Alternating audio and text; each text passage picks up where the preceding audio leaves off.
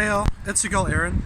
But today I have a topic that's a little bit heavy to talk about, and I did mention before, I'm going to talk about it again, and that's the concentration camps in the USA.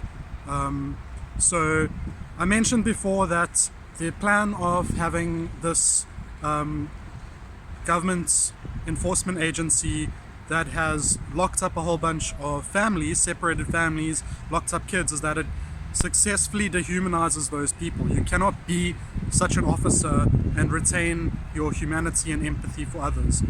You might retain it for your own in-group, but you won't feel it for the people that you're dehumanizing. So there was a inspection. AOC went to look. They knew that Congress was coming, and they laughed in their face, were threatening them physically and sexually when they came. The detainees said that they were being laughed at, being told to drink from toilets, laughed at and mocked when they were doing that. That's dehumanizing, by the way.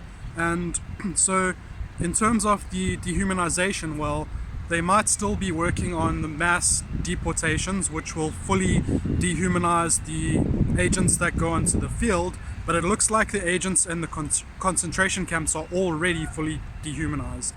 And that's pretty bad news. Let's hope they don't have field experience, because they could easily just transfer them to that.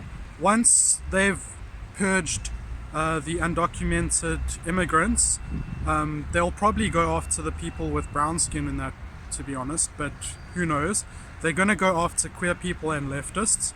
So you got to stop this. There isn't a way back that doesn't involve some kind of fight, because this amount of brazen embrace of fascism, this amount of racism and hatred, those people aren't going to turn around and peacefully give up the taste of power they've got. Those people aren't going to have seen themselves down a road to a white ethno-state and then be like, oh, change my mind, I don't want that. They're going to keep wanting it.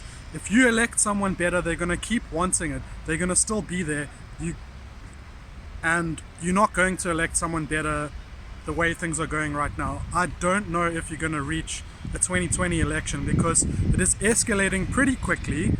If you don't put on pressure really badly, if you don't riot in the millions, the trajectory right now is you will get Donald Trump declaring some kind of national emergency over a foreign power interfering in the elections. The elections will be postponed and you won't ever get to vote. Donald Trump will be your dictator.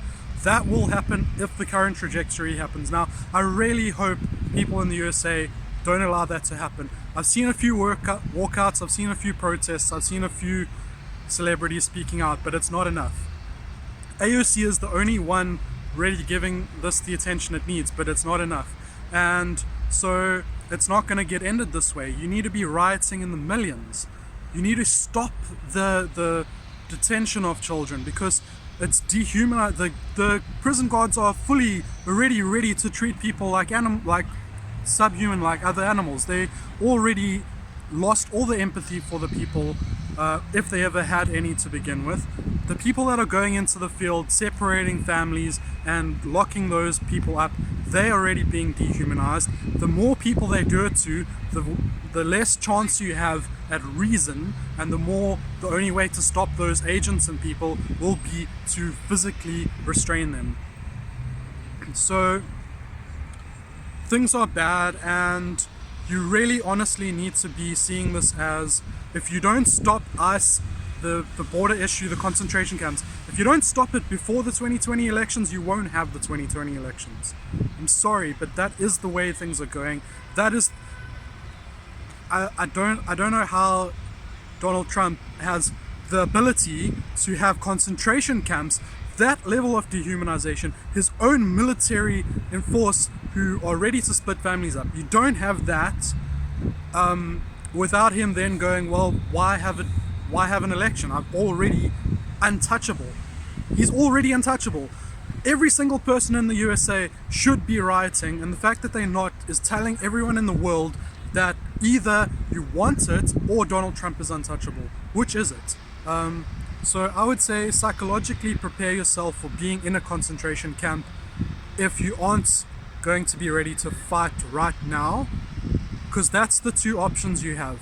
Y'all fight right now and stop it before it gets to big purges, or the big purges happen, it gets harder to stop, it's more inevitable, and you get into a civil war, or you just get locked up without any kind of reaction. So yeah, I know I'm a bit ranty, I know I'm sort of speaking loud, that's also because I want to counteract all the noise around, but also because I'm really angry, and every day I keep seeing reports of how bad things are. I don't see reports of the people in America giving a fucking shit. A few people, yes. A handful of the people on my social media seem to want to do things. A handful of people on Twitter. But honestly, how can you continue going to work? Like, I'm sorry, but your trajectory is looking bad. Okay, you are letting, when you let this happen, like if you wait, if you delay, if the more you let it happen, the more you wait, it's building strength. The people in power are establishing strength, solidity. Think of cement, how it can be liquid and then turn to solid, right? They are going to be cementing fascism. You need to stop them as soon as you possibly can. I don't know what to say, because it's alarmingly obvious that that's the level you've got into. There's 10 stages of fascism. Stage 10 is mass killings. Y'all are on stage 9. You need to be doing something. Fucking hell. I don't know how else to say this. And then I'm so upset because I just see people continuing life as normal. Like, who gives a shit about sports? Who gives a shit about TV? Like, how is this not the only thing that matters to you? Literally, like, I can't understand. Can someone explain to me how this isn't the only thing that matters to people? I can't stop thinking about it. Sure, sometimes I talk about other stuff with my friends, but this is always on the back of my mind, and that's why I keep making videos about it. And I don't know, my heart hurts. I'm actually heartbroken. More, like, it's heartbreaking enough that this is happening, but what's even more heartbreaking to me is that the people close enough geographically to do something are letting it happen. They're just standing by. Anyway, thanks for watching, I guess.